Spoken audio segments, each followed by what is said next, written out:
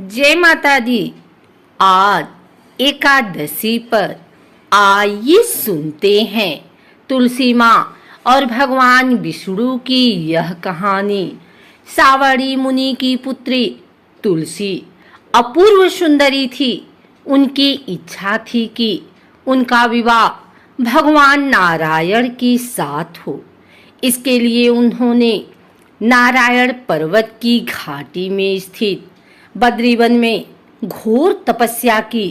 दीर्घकाल तक तपस्या के उपरांत ब्रह्मा जी ने प्रसन्न होकर दर्शन दिया और वर मांगने को कहा। तुलसी ने कहा, सृष्टिकर्ता ब्रह्मदेव, आप अंतर्यामी हैं, सबके मन की बात जानते हैं। फिर भी मैं अपनी इच्छा बताती हूँ। मैं चाहती हूँ कि भगवान श्री नारायण मुझे पति रूप में मिले। ब्रह्मा ने कहा, तुम्हारा अभीष्ट तुम्हें अवश्य मिलेगा। अपने पूर्व जन्म में किसी अपराध के कारण तुम्हें श्राप मिला है। इस प्रकार भगवान श्री नारायण के एक पार्षद की भी दानव कुल में जन्म लेने का श्राप मिला है। दानव कुल में जन्म लेने के बाद भी उसमें नारायण का अंश विद्यमान रहेगा। इसलिए इस जन्म में पूर्व जन्म के पाप के शमन के लिए संपूर्ण नारायण तो नहीं, नारायण के अंश से युक्त दानव कुल जन्म में उस श्रापग्रस्त पार्षद से तुम्हारा विवाह होगा। श्राप मुक्त होने पर भगवान श्री नारायण सदा सर्वदा के लिए तुम्हारे पति हो जाएंगे। तुलसी ने ब्रह्मा के ईश्वर को स्वीकार किया, क्योंकि मानव कुल में जन्म लेने के कारण उसी मायावी भोग तो भोगना ही था। तुलसी बद्रीवन में ही रहने लगी। नारायण का वह पार्षद दानव कुल में शंखचूड़ के नाम से पैदा हुआ था। कुछ दिनों के बाद वह भ्रमण करता हुआ बद्रीवन में आया। यहाँ तुलसी को देखते ही वह उस पर मुग्ध हो गया। तुलसी के सामने उसने अपने साथ विवाह का प्रस्ताव रखा। इतने में ही वहाँ ब्रह्मा जी आ गए और तुलसी से कहा, तुलसी, शंखचूड़ को देखो, कैसा देवोपम इसका स्वरूप है। दानव कुल में जन्म लेने के बाद भी लगता है जैसे इसके शरीर में नारायण का वास हो। तुम प्रस्ताव को सहर्ष स्वीकार कर लो। तुलसी को भी लगा कि उसकी तपस्या पूर्ण हुई, उसे इच्छित फल मिला है। शंखचूड़ के साथ उसका गंधर्व विवाह हो गया और वह शंखचूड़ के साथ उसके महल में पत्नी बनकर आ गई। शंखचूड़ ने अपनी परम सुंदरी सती साध्वी पत्नी तुलसी के साथ बहुत दिनों तक राज्य किया। उसने अपने राज्य का इतना विस्तार किया कि देवलोक तक उसके अधिकार में आ गए। स्वर्ग का सुख भोगने वाले देवताओं की दशा भिखारियों जैसी हो गई। शंखचूड़ किसी को कष्ट नहीं देता था, पर अधिकार और राज्य छिन जाने से सारे देवता मिलकर ब्रह्मा, विष्णु और शिव की सभा में गए तथा अपनी विपत्ति सुनाई। ब्रह्मा जी ने कहा, तुलसी परम साध्वी है, उसका विवाह शंखचूड़ से मैंने ही कराया था।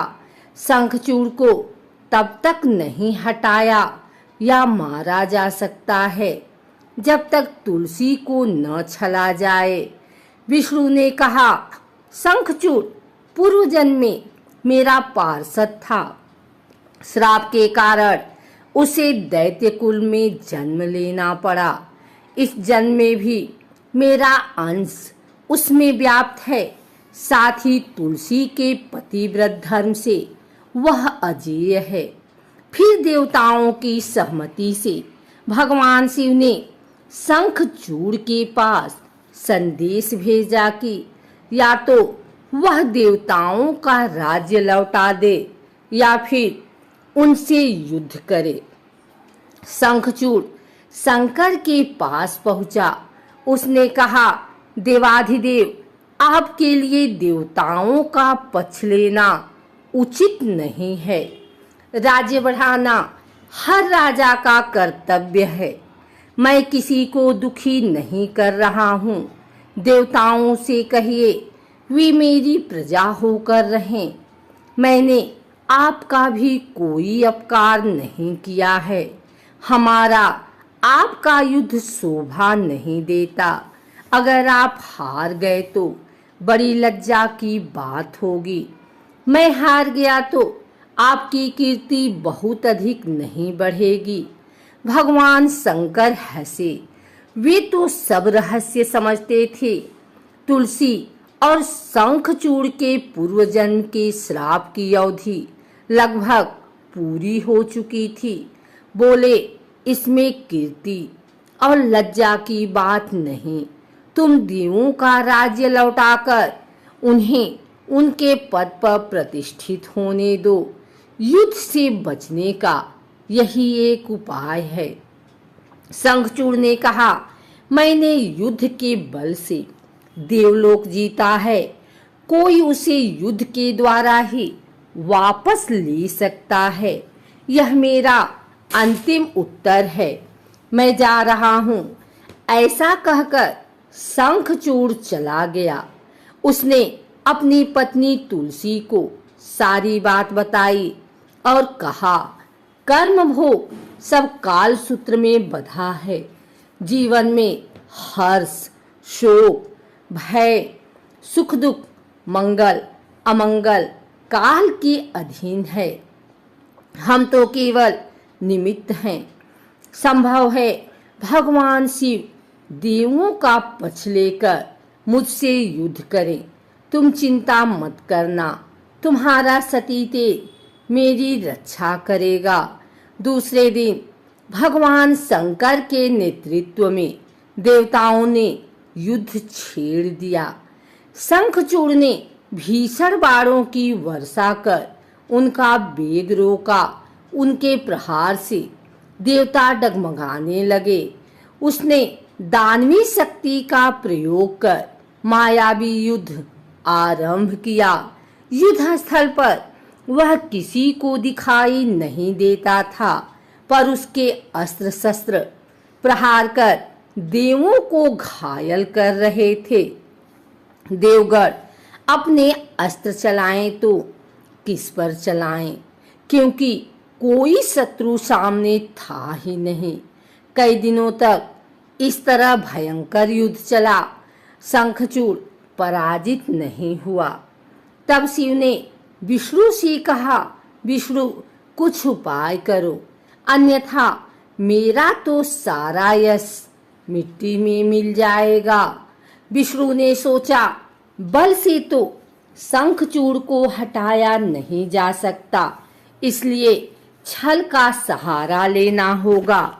उन्होंने तुरंत अपना स्वरूप शंखचूड़ जैसा बनाया और अस्त्र शस्त्र से सज्जित हो तुलसी के पास आए। बोले, प्रिय, मैं युद्ध जीत गया। सारे देवता भगवान शंकर समेत हार गए।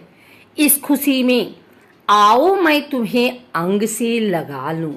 पति को प्रत्यक्ष खड़ा देख तथा विजय का समाचार सुन वह दौड़कर मायावी शंखचूड़ के गले से लिपट गए। इस प्रकार पति पत्नी दोनों ने आलिंगन हो खूब खुशी मनाई। पर पुरुष के साथ इस प्रकार के व्यवहार से उसका सती तेज नष्ट हो गया। उसका सती तेज जो शंखचूड़ की कवच के रूप में रक्षा कर रहा था, वह कवच नष्ट हो गया। शंखचूड़ शक्तिहीन हो गया। यह जानते ही भगवान शंकर ने अपने त्रिशूल से प्रहार किया। त्रिशूल के लगते ही शंखचूड़ जलकर भस्म हो गया। शंखचूड़ के मरने को जानकर विष्णु अपने असली स्वरूप में आ गए। सामने अपने पति शंखचूड़ के स्थान पर भगवान विष्णु को खड़ा देखकर तुलसी बहुत विस्मित हुई। उसको पता लग गया कि स्वयं नारायण ने उसके साथ छल किया है। क्रोध में आकर उसने श्राप दिया, एक सती स्त्री का सतीत्व भंग करने के अपराध में तुम हृदयहीन पत्थर हो जाओ।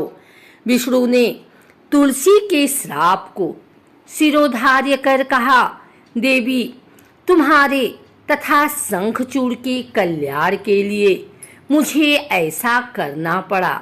तुम दोनों को श्राप मुक्त करना था, तब भी अब शरीर त्याग कर तुलसी विरवा के रूप में जन्म लो और मेरी पूजा तुलसी दल से होगी। मैं शालिग्राम पत्थर बनूंगा। मेरे शीश पर तुम आदर से विराजमान हो जाओगी। तुम्हारे पति की हड्डियों के चूड़ से शंख की उत्पत्ति होगी। उस शंख ध्वनि से देवताओं तथा मेरी पूजा आराधना होगी। जहाँ शंख ध्वनि होगी वहाँ मंगलमय मैं विराजमान रहूंगा। तुमने पूर्व जन्म में बद्रीवन में मुझे पाने के लिए बड़ी तपस्या की थी। अब अगले जन्म में मैं नारायण प्रस्तर के रूप में बद्रीनाथ वन में स्थापित होऊंगा और मेरी पूजा अर्चना फल फूल से न होकर तुम्हारे तुलसी दल से होगी। मेरे शीश पर विराजमान होकर तुम मुझसे भी ऊंचा पद प्राप्त करोगी।